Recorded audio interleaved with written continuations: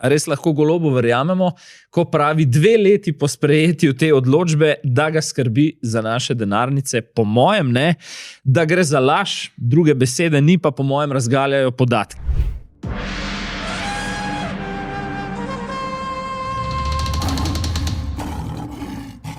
Gledate tedenski Safari, podcast, ki ga spremljajo levi in desni. Pa tudi noji, sloni, srake in vsi tisti, ki na nalepke ne pristajate. Podpora Golobovi svobodi pada v korelaciji z zunanjo temperaturo, a v politični savani postaja vse bolj vroče. Golobovi skušajo na vse načine zajeziti padec podpore, od poznega reševanja situacije z omrežninami do klasičnega preverjenega ideološkega lova na čarovnice.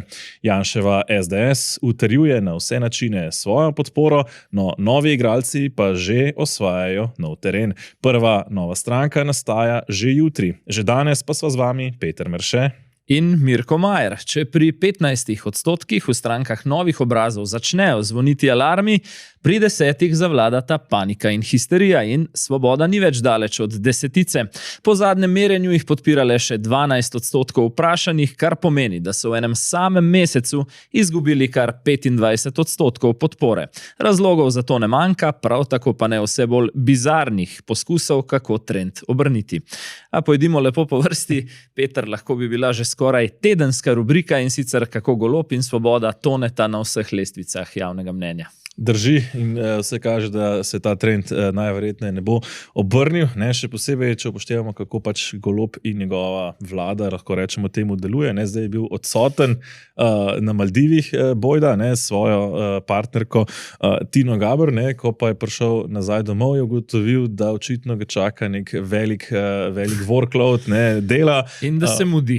In da se mudi, da se mu je zabasal. Jaz bi rekel, da Golob in Svoboda pri teh 12% točkah podpore preklapljata v stanje najvišje, rekel si, panike in histerije. In če se najprej osredotočim, še preden greva na histerijo med poslanci, na Goloba, pričakujem v nadaljevanju samo še več blefa in še več laži, kot smo jih videli do zdaj. Poglejva najprej za primer kar ponedeljkov blef predsednika vlade. Glejte, po domače, toliko stvari je doma, ki jih je treba urediti, da si enostavno ne morem privoščiti, da bi en teden preživel v Azerbajdžanu. Mislim, da je Churchill izjavil, nisem ziher, ampak mislim, da je on, lahko nekaj časa lažeš vsem ljudem, ne moreš pa ves čas lagati vsem ljudem. In mislim, da tukaj se ta skupina ljudi, ki jim Golob ves čas laže, nekako permanentno zmanjšuje. Prej ni bila težava, da je dopustoval na Maldivih, zdaj pa ne more v Azerbajdžan na podnebno konferenco, kar je sicer, priznajmo si, ne bo neke hude škode od tega, da Slovenija pred premierjem ne nastopa v Azerbajdžanu na podnebni konferenci. Pa tudi Tini bi bilo v Azerbajdžanu bolj dolg čas kot na Manhattnu in tako naprej. Tudi to je res, tudi sama na podnebna konferenca se mi zdi, da tokrat še posebej neučinkovita, pa tudi sicer nekaj dosti haska od njih. Ampak če smo že pri tem, da bi potem v Sloveniji postoril toliko stvari za postoriti, pa nekako se tudi teh ne loti. Ja, in zdaj, kaj je tisto, česar se premier, ko ostane doma, najprej loti, kot praviš, nista ne zdravstvena, ne davčna reforma, pa niti pospešek tiste zavožene poplavne obnove, ampak za najširšo javnost v bistvu zelo akademska, težko razumljiva nova določba o obračunavanju omrežnine, torej na elektropoložnicah, sprejeta pred skoraj natančno 2 letoma, in sicer mislim, da nekje v prvi polovici novembra 2022, s čimer pa, kot bova v nadaljevanju še pojasnila, zakaj še enkrat pokaže, da je predvsem biznismen za lastni žep, čeprav to zdaj zelo intenzivno skuša prikazati kot prvovrstno skrb za nas, za naše denarnice in žepe. Lahko bi rekla, da se je v mrežo ulova tedna ujela omrežnina. Ali pa naš lažnivi Robi. Ali pa tako. Zdaj, omrežnina je prikladna, ker jo ljudje slabo razumejo, hkrati pa je to točka, kjer je Golob močen. On je prišel iz energetike, energetika je tisto področje, ki pravzaprav ga nekako najbolj zanima, ga najbolje pozna, celo prijel se ga je ta vzdevek čudežni deček energetike, in tukaj potem on razlaga to omrežnino ljudem, ki je pač ne razumejo, pri čemer je ironija, Ne? Govorimo zdaj o omrežnini, ki je bila 2 leti najavljena, zdaj potem po mesecu in pol, ko pa je dejansko začela veljati, pa ugotavljajo, da zdaj pa so sami problemi. Ne? Glede na to, da je čudežni deček energetike, pa sploh neverjetno, da se je zavedal te skrajno kritične situacije šele 2 leti kasneje oziroma dober mesec po uveljavitvi tega omrežninskega akta. Tule bova zdaj pogledala, kako je Svoboda komunicirala to temo še sredi oktobra, skoraj pred natanko mesecem. Zakaj vam glede novega sistema omrežnin ni treba skrbeti? Potem sem tam nekje nižje v tem tekstu našel izrecno vprašanje, bomo zaradi sprememb omrežnine plačevali kaj višje položnice, in odgovor, ki ga je ponudila Svoboda, je bil seveda ne, vaša bojazen je odveč. Ne? Potem pa včeraj, to bi tudi lahko bila fata morgana, ampak sva se odločila, da je ulov tedna.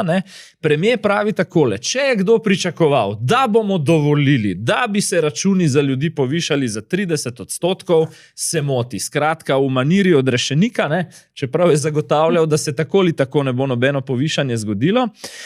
Napad na ta novi sistem omrežnin pa kar naenkrat postane prvovrstni boj v dobro naših skupnih denarnic, oziroma kot so to na vladi, mislim, da ravno do včerajšnje tarče potem razglasili kar sami kolektivno, gre za boj proti energetski revščini Slovencev, ki jim seveda po zimi, tako kot vsem drugim, vedno naraste račun za elektriko. Zdaj, res lahko Golobu verjamemo, ko pravi 2 leti po sprejetju te odločbe, da ga skrbi za naše denarnice? Po mojem ne, da gre za laž, druge besede ni, pa po mojem razgaljajo podatki. In sicer oktobrski račun bi bil po novem sistemu za gospodinjstva 10 do 22 evrov nižji, novembrski od 9 do 27 evrov višji, se pravi, že tu oktobra in novembra ni bistvenih razlik za večino ljudi, pri čemer bi te višje račune plačevali samo 4 mesece v letu, nižje pa 8 mesecev, tako da lahko izračunamo precej preprosto, da bi bila večina gospodinjstev z neko povprečno porabo energije na boljšem.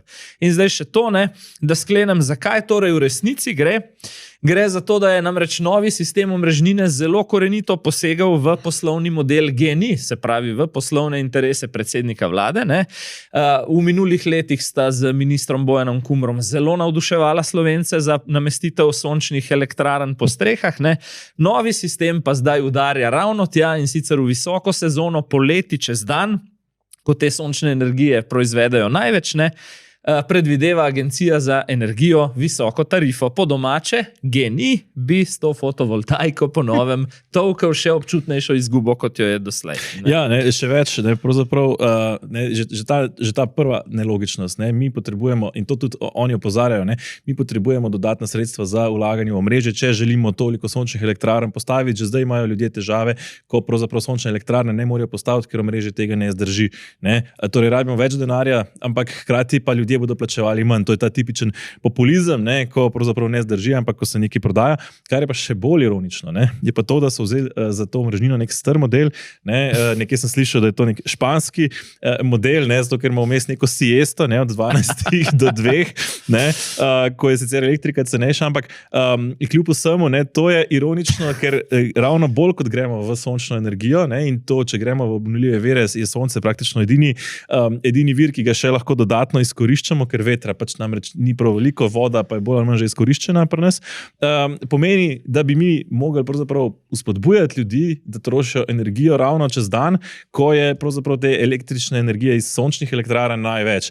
Mi pa s tem aktom ljudi silimo, da si življenje organizirajo tako, da bodo prali po noči, da bodo avte električne polnili po noči in tako naprej. To je res nelogično. Mislim, da bi jo marsikdo povezal tudi z 2 letoma in pol mandata Golobove vlade, so kar veliko časa, sploh pa premier na siesti. Bi pa rekel to, pri tem zganjanju populizma, ko v resnici sesuvaš, konkretno Golob in Kumer, akt o omrežnini, govoriš pred javnostjo o boju za denarnice in o tem, kako te skrbi za standard državljanov, v ozadju pa gre za tvoj poslovni interes, se mi zdi, da je to copy-paste formule, ki smo jo videli tudi pri zakulisnem sesutju referenduma o JEK2, prav tako krška nuklearka nova ni ustrezala poslovnim interesom ne premierja, ne njegovega pristojnega ministra, tako da mislim, da se nam zgodba tu kar lepo ponavlja. Hkrati pa se kaže še ena stvar, ta popolna nesposobnost vlade. 2 leti je bila napovedana uredba, zdaj po mesecu in pol, ko velja, ugotavljajo, da je slaba. To ni prvič, tudi gospodarstvo je opozarjalo prej 2 leti, pa niso poslušali. Gospodarstvo je opozarjalo na recimo zakon o beleženju delovnega časa, pa niso poslušali, potem ko je bil uveden, pa so začeli ugotavljati, da morda ni življenjski. Zdi se mi, da bo se nekaj zelo podobnega zgodilo zdaj novembra, ko pravzaprav danes mislim, da začne veljati tisti zakon o pravici do odklopa, ki je tudi povsem nelogično napisan, da bi, kako se ga bo to dejansko urejali. In tukaj se pozna ta jasni predstavljanje, če bi imeli recimo mi te, grdo rečeno, klovne na oblasti, medtem ko smo bili v epidemiji, si ne predstavljam, mislim, da bi mi po mesecu in pol prve maske šele naročali, cepiva bi morda prišla, 2 meseca nazaj. Ja, ugotavljam, ko te poslušam, da lahko svetujeva gospodarskim interesnim skupinam, ko želijo kaj doseči pri premierju, naj preprosto samo izračunajo, kako bo nek ukrep prizadel GEN-I, pa se bo verjetno hitro spremenil. Tudi to ne pomaga, če GEN-I verjetno tudi samo opozarja, predvidevam. Ne vem, nisem bil toliko zraven, ampak ni samo Golob tisti, so tudi njegovi poslanci, ki postajajo vse bolj radikalni. Pri Golobu sem rekel, da bo še več blefa, še več laži, pri poslancih pa se mi zdi dvoje, da bo še več skrajnega kulturnega boja, ki bo vse bolj agresiven, in rokohitrskih procedur v parlamentu. In prav to bova pogledala v nadaljevanju, namreč komisija, ki preiskuje delo policije oziroma konkretneje vtikanje političnega vrha in premierja Goloba v delo policije, ima pod vodstvom Svobode seveda za očitni namen očrniti Janšo, češ da je pred 2 leti in več zaplinil Ljubljano in si podredil policijo. Na drugi strani pa so te informacije, ki sta jih razkrila potem 2 generalna direktorja policije, se pravi Boštjan Lindav in Bobnarjeva, ki so obremenjujoče za Goloba, očitno nepomembne predsedniku komisije, ki tudi prihaja iz podjetja GEN-I, mimogrede. Dolgo se vleče to dogajanje in ni razloga, zakaj bi ravno zdaj čez noč, so pa seveda padle ankete, kar naenkrat sprejeli vmesno poročilo te komisije, z delom končali, ves čas spremljamo manevre, kako Goloba pokriti, in ta je samo zadnji v vrsti. Medtem ko je Golob sam vehementno napovedoval, spomnim se ga v studiu pri Urošu Slaku, da bo pričal z listinskimi dokazi pred komisijo, zdaj očitno noče. Ker očitno nima kaj povedati. Zanimivo je to, da pravzaprav Bobnarjeva in Lindav sta pričala. Pričanje pred komisijo je, se pravi, lažnivo pričanje pred komisijo je kaznivo dejanje. Ne vidim nekega pametnega razloga, zakaj recimo ona dva bi želela lažnivo pričati, medtem ko pa Golob, ki ne želi lažnivo pričati, ima tukaj več kot očitno konflikt, še posebej ob dejstvu, da zaenkrat imamo pravzaprav besedo proti besedi, samo da ena izmed teh besed je premierjeva, ki je dokazljivo lažniva in ne želi iti pod prisego, in druga je izrečena torej kot priča. Očitno je ugotovil, da bi na pričanju težko govoril resnico in ga potem raje ni, ampak kakorkoli. V sredo so na hitro poslanci koalicije potrdili vmesno poročilo preiskovalne komisije, kot smo potem slišali od poslancev opozicije, je to dobrih 200 strani. Svoboda torej preiskuje sama sebe in Goloba, ki je ga tudi njegov poslanec pozabil zaslišati, zdaj v celoti odvezujejo odgovornosti v vpletanje policije, vsaj v zadevi ruski vohuni. Pa predlagam, da pogledamo tako izjave predsednika komisije, se pravi Rezarja iz Gibanja Svobode, kot prvi odziv opozicije na to. Da predsednik vlade pravzaprav nikoli ni imel možnosti vplivati na operativno-taktične detajle in s tem zamakniti termin izvedbe operacije, da se danes pogovarjamo o dokazano lažnivih obtožbah gospe Tatjane Bobnar in gospoda Lindava. Na mizo smo dobili 2 mapi. V vsaki mapi je bilo več kot 100 listov in mi naj bi te liste tam prelistali ali ne vem kaj naredili oziroma o tej vsebini razpravljali in tudi glasovali. Dal sem jim na voljo 1 uro za predelavo 21 strani, po potrebi tudi več. Zame je to žaljivo in naj pokliče na pričanje kronsko pričo in to je predsednik Golob. Kdaj boste premierja zaslišali? V tem delu, ko bo vmesno poročilo zaključeno, na temo ruskih vohunov ga ne bomo. Ja, kdaj boste premijer zaslišali vprašanje, ki ga tako Golob kot tudi Rezar dobita praktično na vsakih 14 dni, tu je vendarle treba pohvaliti neko vztrajnost določenih novinarjev. Zdaj smo pa prvič jasno slišali, da Golobovega zaslišanja ne bo. Malo cinično rečeno, hvala lepa, lepo je to, da to končno vemo. Ne? Sicer pa gre, se mi zdi, predvsem za politiko izvršenih dejstev, torej odložiš poslancem opozicije na klop 2x po 100 strani in rečeš, no pa prelistajte po diagonali v 1 uri, preden to sprejmemo. To je ravno tisto, ne, vladanje z izvršenimi dejstvi, ki ga je Golob v zadnji kampanji leta 2022 tako zelo očital desni vladi Janeza Janše in seveda, ne, ironično je tudi okrog kakšne tematike se stvar vrti, okrog vtikanja v delo policije, ki ga je seveda tudi Golob očital predvsem Alešu Hojsu kot notranjemu ministru in pa Janezu Janši. Ne? Ja, in prav zaradi tega je zdaj pod kazensko ovadbo, ne? Kar je še ena taka zanimivost. Ne? Torej, Aleš Rezar je dobesedno izmed tistih poslancev Svobode, ki so nekako Golobu najbolj zvesti, nekako se delijo, naj bi se delili nekje na bolj to skrajno levo frakcijo, bolj tako praktično, gospodarsko usmerjeno. Ne, ja, tisti iz genija ga bodo branili do konca. In potem srednja frakcija, tista genijeva, ne, torej praktično njegovi bivši zaposleni. Ne, pri čemer spet, o čem se tukaj pogovarjamo? Ne? Pogovarjamo se o tem, da sta pričala Lindav in Bobnarjeva, ne? Potem je pričal Jožko Kadivnik, ampak šele potem, ko so mu pokazali, kaj sta ona pričala za zaprtimi vrati. Kar je tudi škandal. Je bil to pravzaprav škandal, ne? Je na ta način kompromitirana priča in vsi smo čakali, da bo pričal Robert Golob, ne? Ko bi lahko te stvari povedal pod prisego, pa jih ne. Je pa včeraj po seji vlade pa ni skoparil z temi ostrimi besedami. Ne? Sta oba, tako Tatjana Bobnar kot Boštjan Lindav, o tem krivo pričala. Jaz mislim, da je to tisto, kar šteje, ker dosti pove o njuni kredibilnosti. Pove o tem, ali je njuna beseda res nekaj, kar lahko vzamemo kot merodajno in kredibilno. Ja, najlažje je pa ne pričati in druge označiti za lažnivce. Ja, to je tista železna klasika slovenske politike, ko pač tat kaže na tatu s prstom. Sicer pa rekla sva, ne, poleg panike v proceduri, da bodo tudi strogo ideološke poteze. Prejšnjo epizodo sva govorila o preštevanju kosti in provociranju po grobovih z 2. svetovno vojno. Tokrat ne, pa bova kaj o blagoslovu vina, o prepovedi martinovanja v Leskovcu pri Krškem. Verjamem, da marsikdo, ki naj spremlja, še sploh ni slišal za ta kraj. Ne? Ja, zanimivo je, ne? Tukaj je en dogodek bil, torej tradicionalni dogodek, vsako leto pripravljajo lokalno kulturno društvo, pripravlja ta dogodek, vedno ga pripravlja v šoli.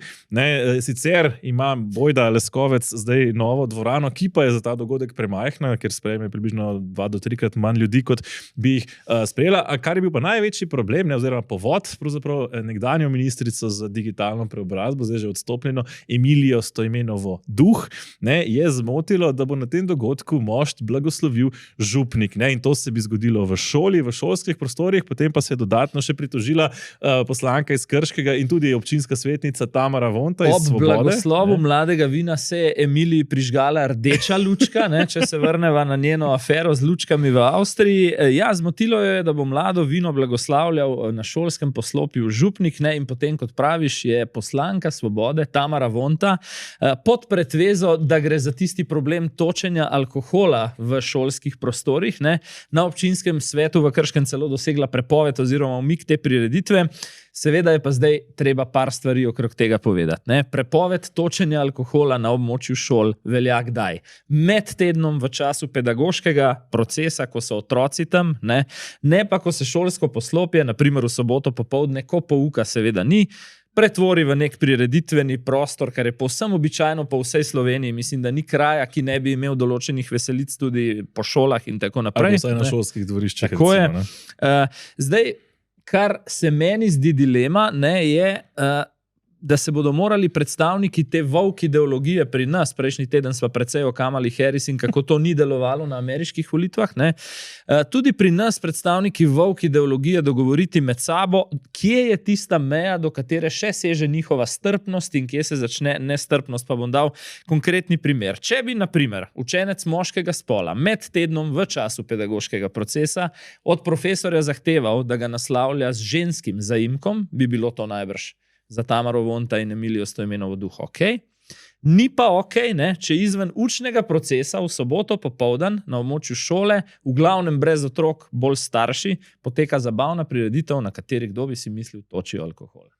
Ja, ne, torej, to je tista ločitev cerkve in države. Torej, katoliško cerkev je treba izločiti, ne, medtem ko razne že skoraj verske fanatizme, povsem neskregane znanostjo, pa seveda v šolo tlačimo. Ne, mislim, tukaj je več stvari. Prvo, blagoslov vina ni hud nek verski obred, to je čista, rekel, neka tipična tradicija in blagoslov še nikomor ni nikoli škodil.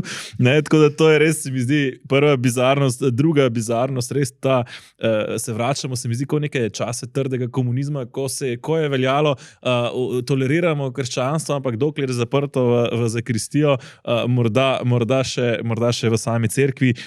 Bog ne dej, da bi kakšna procesija šla po vasi, da bi kakšne jaselce postavili zunaj, da bi se kaj od tega ven slišalo. In tretja stvar, ki se mi zdi, pa je tako boleče značilna, ne, ta legalizem, ko se nekega zakona držiš kot pijanec plota. Logično je, da v šolo ne nosimo alkohola. Seveda, in tudi logično je, da mora biti šola, lahko rečemo temu, nekako ideološko neutralna, ampak govorimo o majhnih krajih, kjer je verjetno šola pač edini ali pa glavnih možnosti v kraju, kjer lahko imaš neko večjo prireditev, ne, in to, da se pač šolski prostor za vikend uporabi, in da se zdaj to preprečuje z citiranjem teh zakonov, ki se tiče pedagoškega procesa, je malo rečeno bizarno. Bi pa izpostavil mogoče še Matjaža Hana, ne, ki je lepo potem vrnil žogico svoji koalicijski kolegici, ne, da če bi on bil tam lokalni politik, bi na martinovanje šel in se manj spraševal o tem.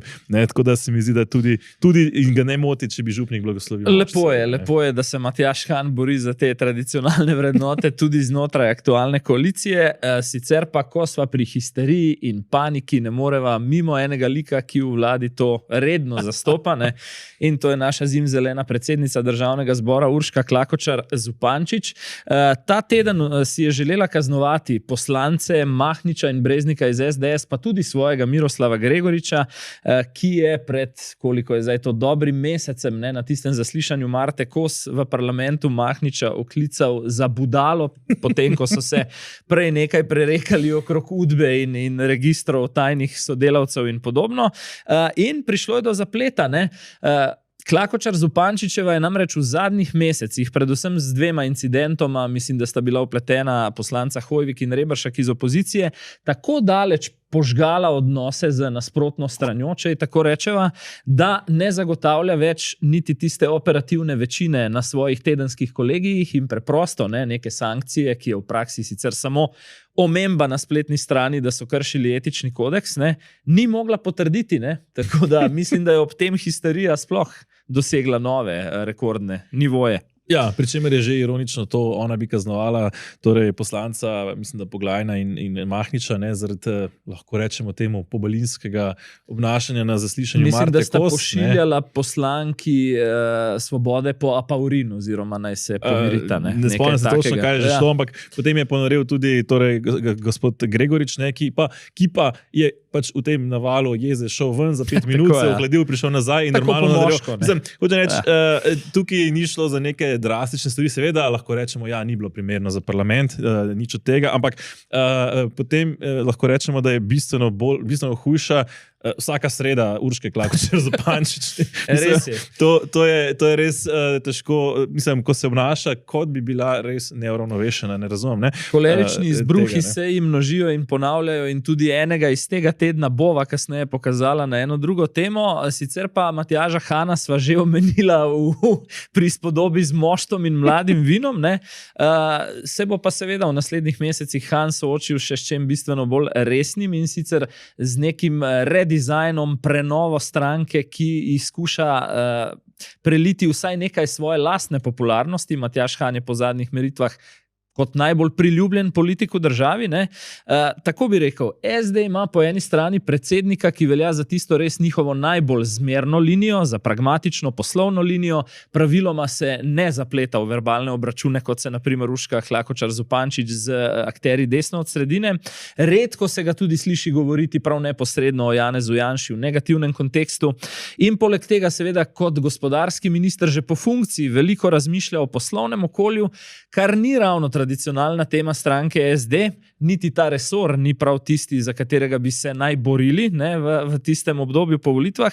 Na drugi strani pa so zdaj ta teden dobili novega šefa konference, to je najvišji organ med dvema kongresoma, doktorja Jerneja Štromajerja, ki velja za mladega predstavnika tiste izrazito progresivne, lahko bi po domače reklo, trde leve linije, ki je v zadnjih letih precej v bistvu sledila retoriki te mlajše stranke Levica z Mescem in Asto Vrečko. Ja, kakor poznam, pa kakor sem spremljal Jerneja Štromajerja, mislim, da ni neumen.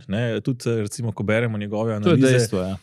So marsikateri zaključki recimo zelo na mestu, je pa hkrati zelo radikalen in izrazito pač usmerjen v to skrajno levičarsko pot. Zato sem presenečen, pravzaprav se mi zdi, kot da je v napačni stranki. Človek bi si ga bistveno bolj predstavljal recimo kot člana, kot aktivista stranke Levica, pa še v Levici bi ga prej videl kot kolega od bolj radikalnega Mihe Kordiša, kot pa recimo od Luke Mesca. In da se mi zdi tukaj, da to njegovo trajanje pri socialnih demokratih nekoliko nenavadno, ker vidim jaz socialne demokrate bistveno drugačne in tudi uspevali so socialni demokrati, ko so bili na tej, lahko rečemo v narekovajih, tretji poti, torej ko so sodelovali tudi preko pola z opozicijo oziroma takrat z vlado, potem Janeza Janše. Medtem ko se mi zdi Štromajer po Štromajerju drenjajo v tistem skrajno levem kotu, kjer pa je tako in tako pravzaprav v nekem zoomerskem žargonu bi rekli OG stranka Levica. Kjer tudi odstotki Levice kažejo, da prostora tam ni na pretek. Ja, in Levica, kjer se vprašaš, zakaj bi volivec volil SD, če ima v tistem kotu na razpolago boljši original Levico. Torej, če govorimo o teh skrajno levih kotih.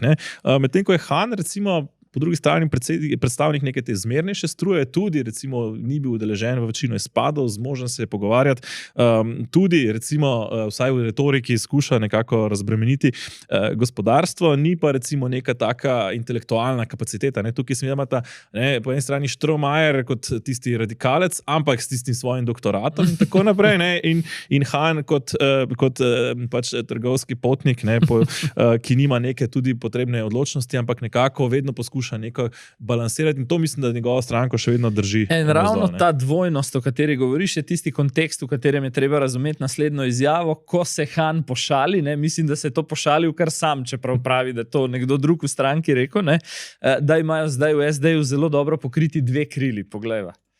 Doktor Jernej Štromajer je, bom rekel, intelektualec z zdravimi, proaktivnimi, progresivnimi pogledi. Eni se hecajo, da ima zdaj socialna demokracija levi in desni bok zelo dober pokrit, in jaz verjamem, da je to prednost socialne demokracije, da lahko odpiramo teme in se predvsem navežemo in borimo za ljudi, ki živijo od svojega dela, da ljudi, ki delajo v tovarnah, ljudi, ki delajo v javnem sektorju in predvsem tudi za podjetnike, ki za svojim angažmajem zaposlujejo ljudi in ustvarjajo novo dodano vrednost. To je prava socialna demokracija. No, Peter, prav to slednje se mi zdi, da bo ključno. V kakšni meri jim uspe uskladiti to socialno logiko, recimo, da je Štromajer predstavnik tega, in tržno miselnost po Matjažu Hanu. Mislim, da je Štromajer še bolj predstavnik tiste, ki ni več niti socialna, ampak je že tista woke, LGBT, transgender, ne vem, vse te neke skrajnosti, recimo, ki prihajajo k nam iz Amerike. In temu primerno, kako se bojo te stvari ali pa skrajnosti zložile potem v nekaj preprostih sporočil za naslednjo predvolilno kampanjo. Hanu sem zasledil te dni eno izjavo, pravi program imamo, zdaj ga moramo biti sposobni skomunicirati ljudem potem v 3 ali 4 razumljivih in konkretnih točkah. Tule, če se bosta Štromajerjem uskladila, bo kar dobro. Ne? Sicer pa, da mogoče še besedo o tem, ne, kaj pravi Štromajer, naprimer o ameriških volitvah, ko omenjaš ta volk. Ne? Na koncu so dileme SD-a podobne, kot so dileme demokratov, zdaj po porazu v ZDA. Ne? Pravi tako, da so se po njegovem volivci demokratov iz delavskih okrožij na nek način odrekli, ne, celotnemu političnemu razredu in glas nezadovoljstva našli pač v Trumpu, in da je bila neposrečena tudi kampanja Harrisove, kjer je nekako številnimi glasbenimi, pa tudi hollywoodskimi zvezdniki, pa celimi političnimi dinastijami, ne, nastopila kot del vladajočega razreda, izrazito elitistično in otujeno od tegob navadnih ljudi. Rekel bi tole. Diagnoza stanja Jerneja Štromajerja je popolnoma pravilna in jo podpišem. Kakšno zdravilo bo on našel v primeru SD-ja za te iste dileme, sem pa malo v dvomih. Ne? Ja, mislim, da podobno se dogaja SD-ju, ta odtujenost, ne, od, bom rekel, nekega delavskega razreda. Se bojim pa, da so njegova zdravila grejo v smer še večje odtujenosti. Ne? Hkrati se mi zdi pa, da je problem, s katerim pa ima socialni demokrati resno težavo, ne, je pa to, da v tej vladi pravzaprav si ne morejo privoščiti zares izstopati, ker je preveč njihovih ljudi na funkcijah, ker bi se jim potem očitalo na levici, češ, da so pomagali ustoličiti Janeza Janšo, in po drugi strani ne morejo si privoščiti, da jih Golob reže tako kot jih in jih dobesedno stiska. Ne, praktično Han nima nobene besede pri tem dogajanju, oziroma si je pač ne vzame. Zdaj jaz ne vem, a si jo ne more vzeti, a si je noče vzeti, a si je sam ne zmore osebno, ampak enostavno ne morejo zrasti, kot si Han recimo tukaj želi, dokler so dobesedno pač postreščki Roberta Goloba. To je zelo dobra iztočnica za še eno krajšo debato o tem, kako naj bi se rejtingi Hana dejansko prelili še v rejtinge stranke. Ne? Mislim, da je ključna neznanka pri tem Robert Golob, kaj s tem mislim, namreč ali se bodo zakulisna omrežja levo od sredine odločila po več kot desetletju, da je čas, da to žezlo ali pa primat na levici prepustijo stranki SD. Ne? Koliko te moči in odstotnih točk bo do same kampanje uspel ohraniti Robert Golob, oziroma konkretneje, kako zelo bo levim omrežjem v interesu, da ga tik pred volitvami ali volilno nedeljo dejansko sesujejo proti nič. Ne? In mislim, da zdaj gledamo bolj kot kadarkoli prej po letu 2011 dilemo naslednjih volitev, kar zadeva levo sredino, v tem, ali bo torej SD tista vodilna stranka, ki bo blok popeljala na volitve, in tu bo seveda, kot omenjaš, ravno drža SD do Golobove zapuščine v finišu mandata ključna. Opazil pa sem, da vendarle je Han izrekel, mislim, da za časnik Delo ta teden en zanimiv stavek. Nekatere stranke, le katere, ne, dokazujejo, da ne potrebuješ programa, da bi zmagal na volitvah, ga pa še kako potrebuješ, da kasneje lahko vodiš državo. To pa je že bilo zametek tega. Ne.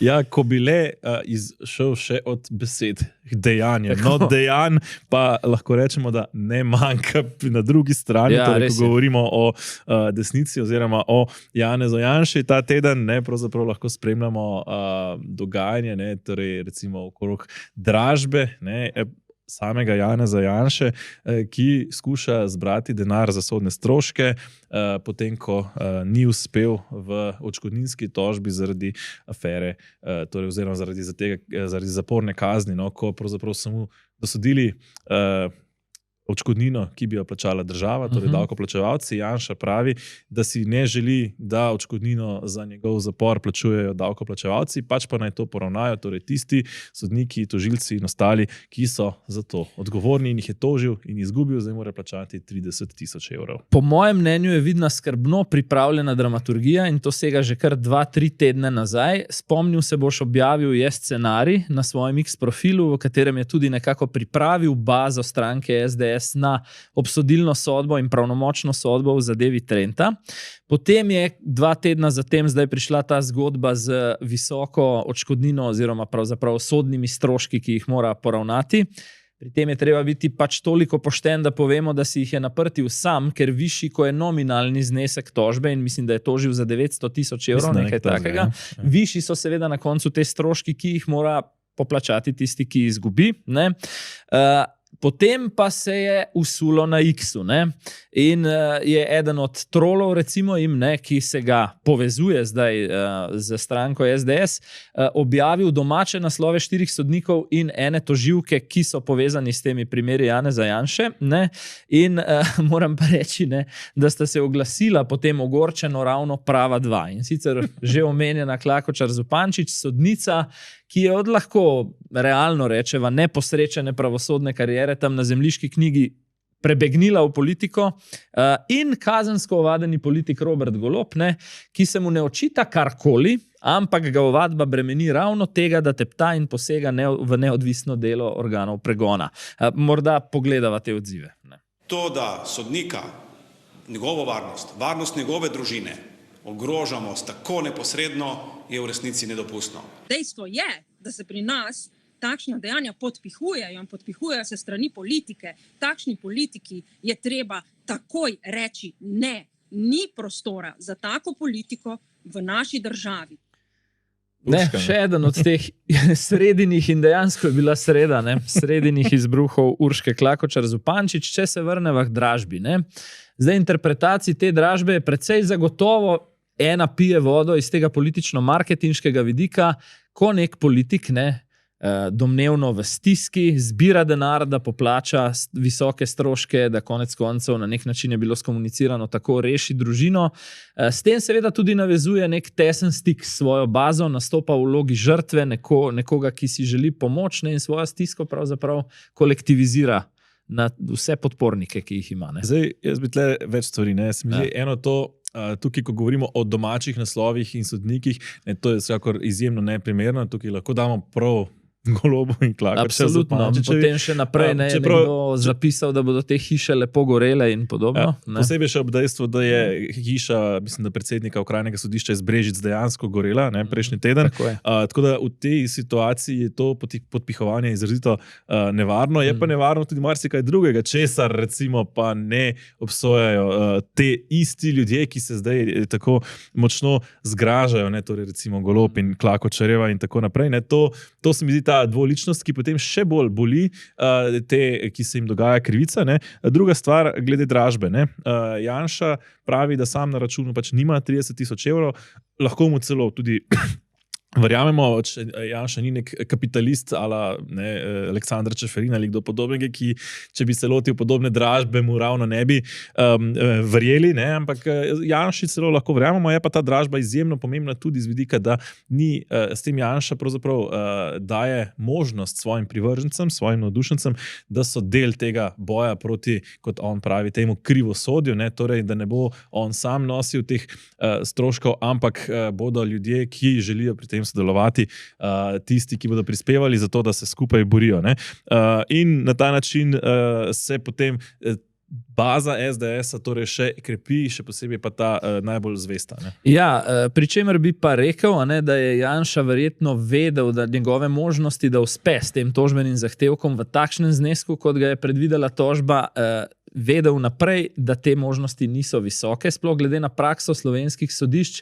Tu je treba reči, da se je to pravosodje izvilo iz sistema komunizma in dosoja izrazito nizke odškodnine tudi sicer, tudi v gospodarskih zadevah 20, 30, 50, morda je 100 000 evrov že kar zgornja meja, ki pade na slovenskih sodiščih, redko kaj več. Ne?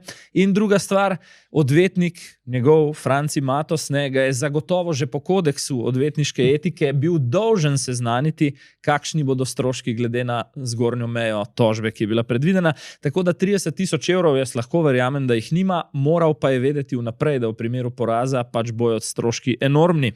Nadaljeval bi misel samo še v toliko, da je potem v nadaljevanju tudi, kot bova videla v vizualijah, izpilil to vlogo žrtve. To ponavadi počnejo ameriški politiki zelo spretno, da tudi z outfitom nekako sporočijo, kako se počutijo. Ne?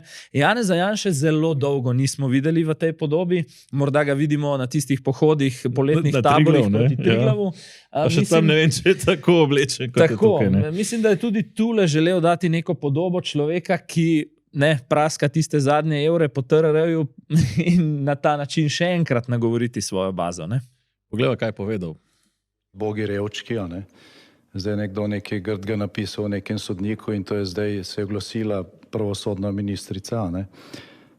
Glejte, to res, verjetno so imeli hujše duševne bolečine kot stotine tistih, ki so jih po krivem obsodila, ne.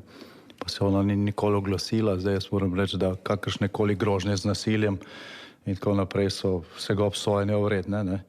Ampak poln trg tukaj je bil napisal smrt Janši pa janšizmu, se ni nihče oglasil. Ja, zdaj tukaj je zanimivo to, bogi revčki, pri čemer je res, Slovenija ima težave v pravosodju, te težave delajo ljudi živčne in nekaj je tudi res, ko se očita Janši, češ, da to spodbuja, to dela njegova, bom rekel, ali pa niti ne nujno njegova, to delajo neki troli, za kateri niti ni posem jasno, da so v povezavi z njim, lahko so morda ideološko. Je pa tukaj Janša dovolj spreten, oziroma tudi pač na nivoju, da tega ne počne. Torej, ko se recimo očita, češ, da je on podpihuje te vile gorele, to so neki amorfni profili na socialnih omrežjih počeli. Je pa res za to igranje vloge žrtve, ko jim paše igrajo eni, ko jim pa še igrajo drugi, merila pa ponavadi niso ravno. Ja, mislim, da je z njegovega zornega kota opravil Janša v tej zgodbi ta teden vse, kar je želel. Na eni strani je dolžno obsodil pozive k nasilju, kar se seveda spodobi, na drugi strani pa je tudi v tej vlogi žrtve pravzaprav nakazal, kam bo šla kampanja stranke SDS tudi v letu 2025-2026, igra po domače na vse ali nič, s tem, ko mobilizira svojo bazo tudi s takšnimi akcijami zbiranja denarja, bo skušal res postrgati prav vse razpoložljive glasove, ki so mu na voljo, in me to pravzaprav malo vrača, mislim, da v leto 2011, preden je potem sicer izgubil proti Jankoviću, ko je govoril o projektu 50+, torej da bi SDS sam po sebi zbral na volitvah več kot 50. Tega seveda v slovenskem volilnem sistemu že samo po sebi nekako ne gre doseči. Mislim pa, da Janša leta 2024 dela na projektu 30 ali pa 30+, to pa gotovo, in mislim, da bo to skušal doseči tudi z eno najbolj zvestih oziroma lojalističnih list SDS vseh časov. Konec koncev so mu nekateri naredili uslugo, ker so sami šli. In se umaknili sami, medtem ko jutri, torej v soboto, danes imamo to v petek, pripravljajo kongres stranke, gre za Logarjevo stranko demokratov. Rekel, že na začetku se je zapletlo pri imenu, ko mu Janez Janša očita, češ, da je to ime pravzaprav zasedeno in da ga že uporablja SDS. Zanimivo bo videti jutri, koga bomo na tem kongresu videli. Ja, glede imena, mogoče samo res na kratko, imamo socialne demokrate, krščanske demokrate, imamo seveda tudi slovenske demokrate in zdaj samo demokrate, tako da jaz bi težko videl kakšno zelo hudo zaščiteno blagovno znamko v tem. Kar pa se tiče kadrovskih presenečenj, nekih velikih imen, morda že jutri, sem pravzaprav skeptičen. Zdi se mi, da bi Anže Logar lahko ubral obratno taktiko, stranko vendarle za razliko od teh nekih novih obrazov, ki so jo ustanavljali 2 do 3 mesece pred volitvami, ustanavlja leto in pol vsaj pred rednimi. Zato si po mojem v prvi fazi po vsem tem rompompomu, ki je nastal že samim izstopom iz velike SDS, želi miren kongres brez nekih presenečenj, karte pa bi utegnil po mojem razkrivati kasneje, postopoma, in mislim, da jutri še ni pričakovati kakšnih velikih prelomov. Mislim, da sva tudi pred časom kar dobro zadela z ugibanjem glede podpredsednikov. Po mojem bi to utegnila biti Romana Jordan in Jernej Pikalo. Pa vprašanje, kdo bo in kdo ne bo od ustanovnih članov platforme sploh privolil v to, da postane še strankarski človek. Ja, to bo zanimivo spremljati jutri. Bomo komentirala tudi v naslednjih podcastih, tako da lahko na tej točki namigneva gledalcem, da se lahko tudi naročijo, da ne bodo zamudili še katere izmed prihodnjih oddaj. Mislim, da se bo tukaj dogajalo tako, kot je Logar nakazal že ob izstopu iz SDS, torej izstopil je sam, potem 2 dni, 3 dni vlekel ta izstop, potem je čez nekaj dni izstopila Eva Irgl, pa čez nekaj dni Dejan Kaloh, pa čez nekaj dni še nekaj drugih poslancev in verjetno bojo tako tudi prihajali. Mislim pa, da je tukaj lahko ali eno ali drugo ali kombinacija obojega, torej ali Logar še nima dokončno dogovorjenih teh ljudi in se morda še pogajajo, čakajo, da bodo videli, ali bo Logarjeva platforma nova zvezda, ki vzhaja, ali bo to neka manjša stranka in morda na podlagi tega ti ljudje, ki so nekako v tem nalaganju, bi lahko rekli, še sprejemajo to odločitev, ali se podati v politiko z njim ali ne, ali pa jih ima dejansko že dogovorjene, pa samo čaka na primeren trenutek, da jih enega za drugim razkrije. Zaenkrat vemo približno to, da Mitje Čandra, recimo kot enega od članov te platforme oziroma sveta platforme, ne bo na kongres, da Igor Masten sicer tam bo, ampak kot gost, torej kot ustanovitelj platforme, ne pa kot član nove stranke.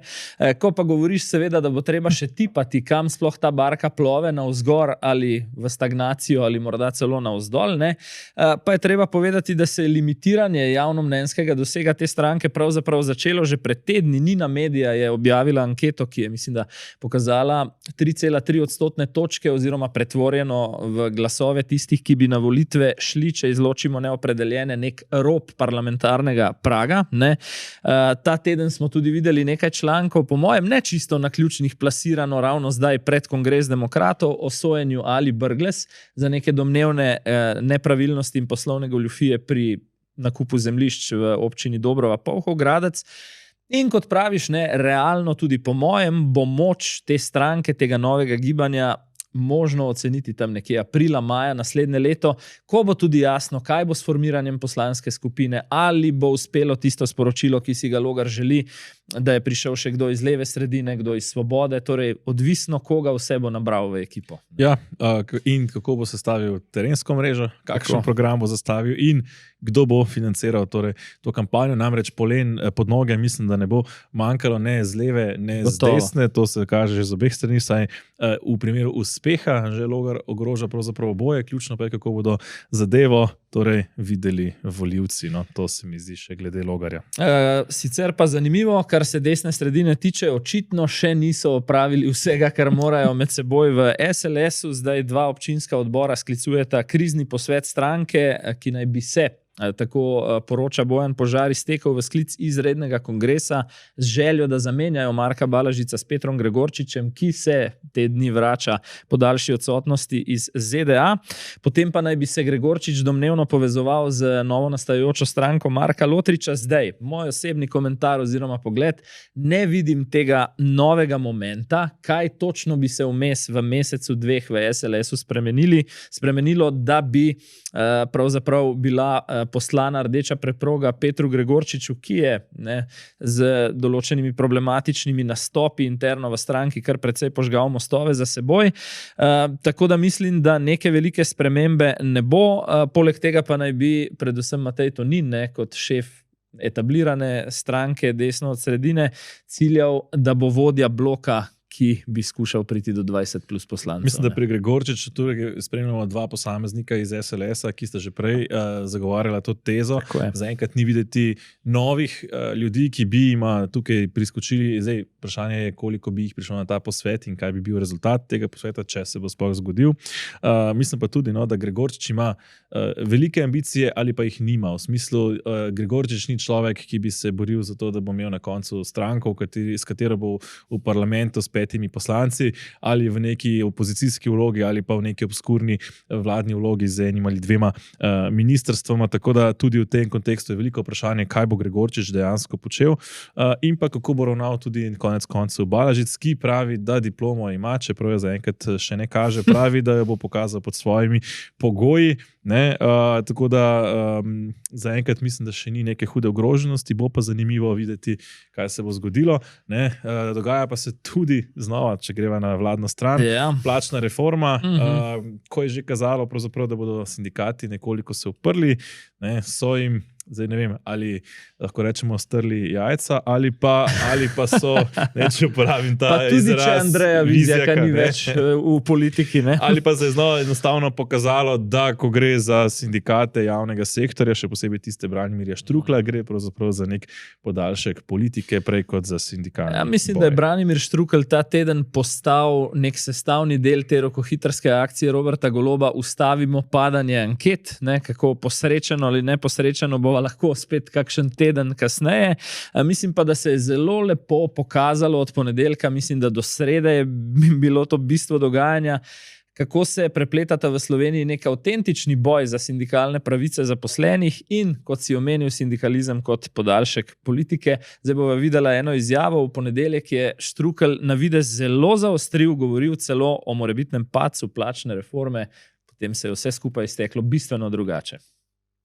Zapletlo se je pri dogovoru, kjer je vlada z neko težko razumljivo trdo linijo zavračala naše predloge, potem pa nismo imeli besedila. Če bi ena od velikih skupin v celoti izostala izven tega podpisovanja, bi bil začetek izvedbe nove plačne reforme ogrožen.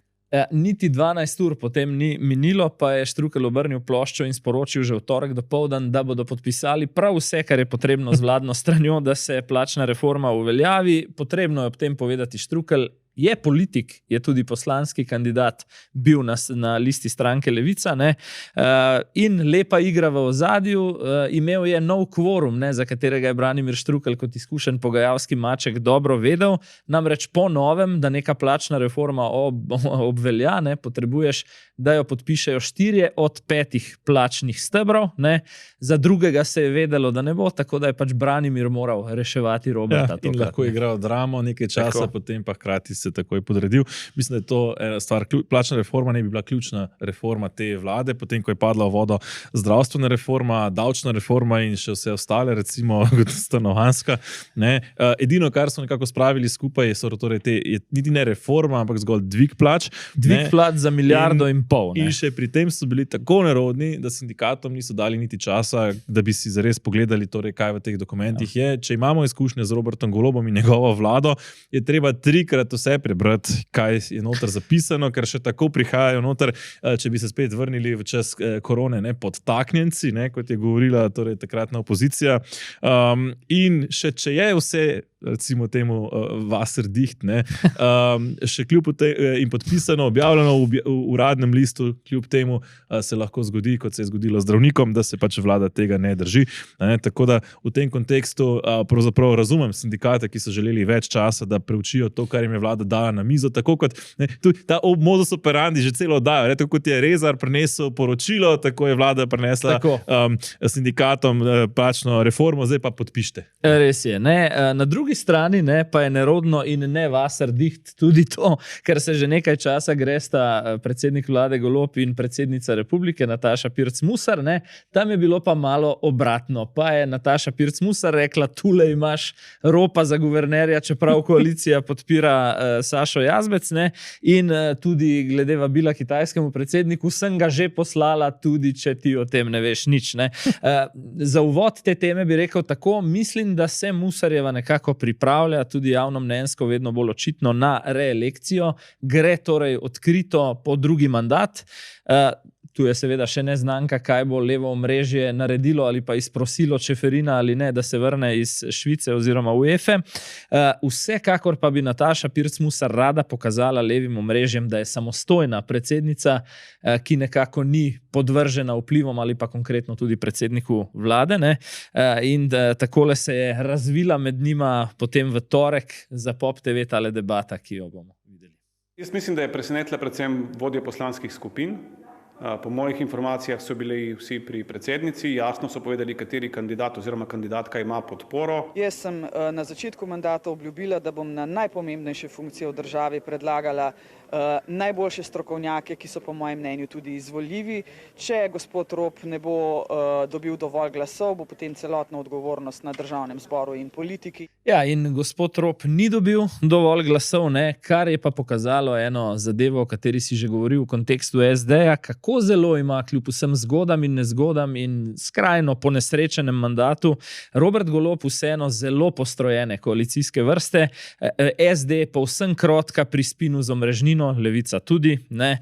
Potem obe stranki koalicijski povsem nevidni in neslišni pri tem glasovanju o vmesnem poročilu preiskovalne komisije glede Golobovih vplivov na policijo in potem servilni tudi pri kadrovskih odločitvah.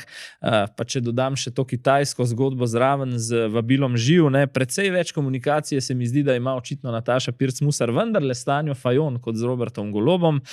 Morda tudi zato, ne, pa ni samo na strani Musarjeve problem, morda tudi na strani Fajonove, ker je Golob nekdanjo predsednico SD-ja povsem spregledal in prečrtal iz vseh kombinacij v komisarski sagi, ne. Ja, morda pa tukaj SD subverzivno nekoliko deluje v vladi, čeprav se sicer na videz povsem podredi. Morda bi dodal to, opažam razvoj Nataše Pirc-Musar, torej od Nataše Pirc-Musar, ki je bila izvoljena za predsednico, do Nataše Pirc-Musar v recimo novembru 2024 je torej bistveno več neke širine, bistveno več predsedniške drže, kot smo jo videli recimo na začetku, je se še daleč od recimo temu Boruta Pahorja. Je nekoliko tvegana poteza s tem, ko je pravzaprav šla proti koaliciji, ne, Pahor verjetno tega ne bi naredil, je predlagala Ropa, čeprav je koalicija usklajena okoli Saše Jazbec, je pa pravzaprav tukaj na najslabšem torej Rop, ne, ki se bo verjetno opekel na glasovanju v parlamentu, medtem ko recimo Nataša Pirc-Musar lahko reče, lejte, jaz sem dala strokovnega kandidata, mislim, da se nihče ne usporava, da je Rop bolj strokoven kandidat kot Saša Jazbec, ne. Potem pa lahko torej poslanci naredijo, kar želijo, ne. Je pa še ena stvar bizarna, se mi zdi, da ko rabi Robert Golob, ne, ko pravi, da ne, se mi, da se pogovarjava, smo bila skupaj na olimpijskih igrah, ne, to je Ja, in zanimivo mi je, kako sta tudi potem objavila, ne, če bova to videla, fotografijo iz tega srečanja. Šlo je za pravzaprav poročanje, kot da sta se premier in predsednica republike prvič srečala, da gre za njun spoznavni sestanek na začetku mandata, v resnici pa sta se dobila po več kot 8 mesecih od zadnjega takšnega fototermina. In ja, Golob bizarno pojasnjuje, bila sva julija, avgusta skupaj na olimpijskih igrah v Parizu. Halo, mislim, tudi Matjaž Han je bil tam, pa še marsikdo drug, ne?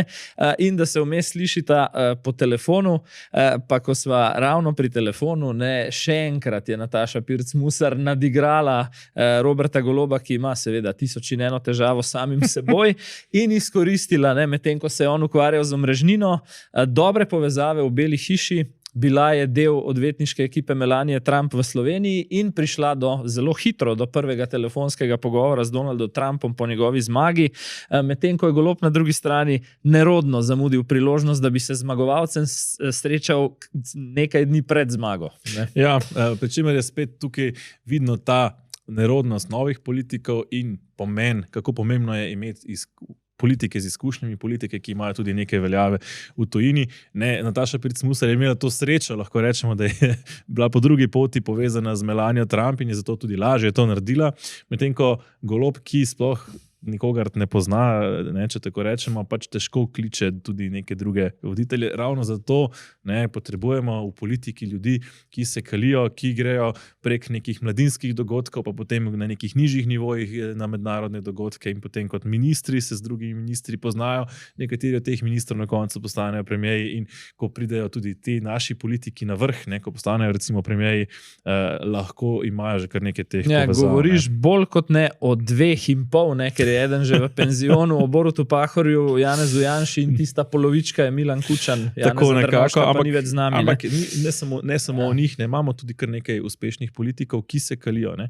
Imamo tukaj Mateja Tonina, Anžeta Logarja, to so ljudje, ki so recimo dali čez, ne, tudi recimo v stranki SD je nekaj takih ljudi, ne nazadnje Tanja Fajon, ne, ki imajo tudi nekaj teh povezav, ne, kar bi bilo tudi bistveno lažje. Tako kot recimo je Trump potem po svoji zmagi poklical Putina. Ne, predstavljaj si, da bi pač to bil kar nekdo, sicer Trump do neke mere je novinec v politiki, ampak je pač tak karakter, da to da si ga človek zapomni.